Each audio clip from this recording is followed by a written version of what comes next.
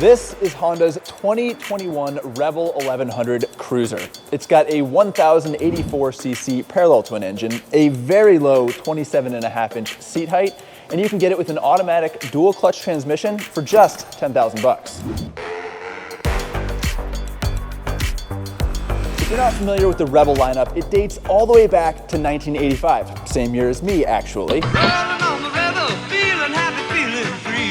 And the RevZilla has always been a smaller motorcycle. You've got your 250s and your 450s, and it's been a very popular starting point for a lot of riders. But for 2021, Honda has upped the ante with the RevZilla category with this 1100cc bike. This is the biggest, most sophisticated RevZilla to date. At the heart of this new bike is that 1084cc engine. We're familiar with it from the Africa Twin-derived 1100, but it's got a little bit of a different state of tune in this model. It has a heavier flywheel, as well as different valve timing and of course different intake and exhaust. It's got good power, it's got that uneven firing order, so it feels and sounds like a V-twin. And on the RevZilla 1100, you can actually get it with Honda's DCT, the dual clutch transmission. So that means no shifting. You can, of course, use the paddles on the left grip to go through the gears, but it's also automatic, which is a pretty cool feature for people who are riding in the city or even for new riders who aren't comfortable with the clutch. Other features the RevZilla 1100 has: ABS, it's got traction control, it's got switchable ride modes, and it's got cruise control standard. When you think about it, that's actually a lot of features for the category, especially if you compare it to bikes like Harley's Iron 1200. The riding position is classic cruiser, but it doesn't have you hunched over too much. I like that it's got mid controls, and I like that the handlebar has a mild sweep in it, so your posture is actually pretty upright. Although I will say that the seat, while initially comfortable, wore a little thin after a full day's ride. Cruisers don't typically have a lot of suspension travel, and the RevZilla 1100 is no different. It's got 4.8 inches up front, 3.7 inches in the back, but thankfully, Honda chose good spring rates and they damped it well. So it is a pretty comfortable ride, although it does struggle over hard-edged bumps. And some of the larger riders on today's press ride were definitely getting rocked in the saddle as we cruise down some faster, bumpier roads. But you know what? That's status quo. It's what people are used to with the short suspension stroke cruiser category.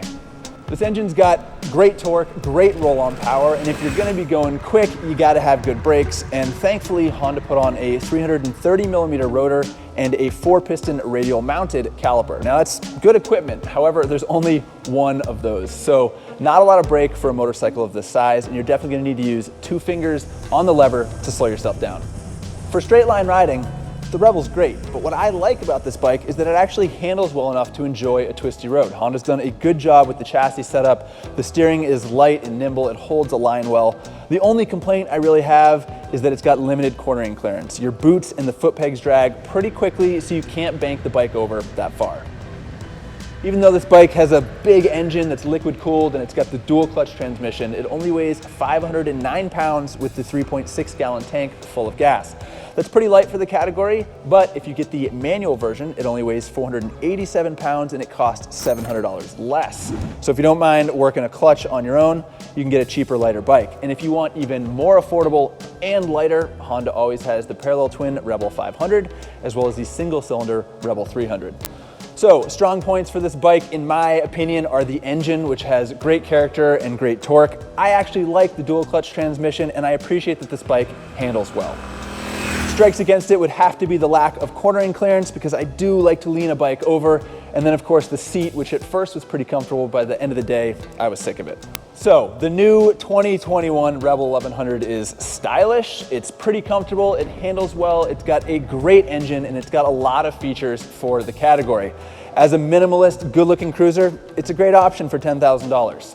If you want to learn more about this motorcycle, all the details on the specs and more riding impressions, please cruise on over to Common Tread and check out my full article on this bike.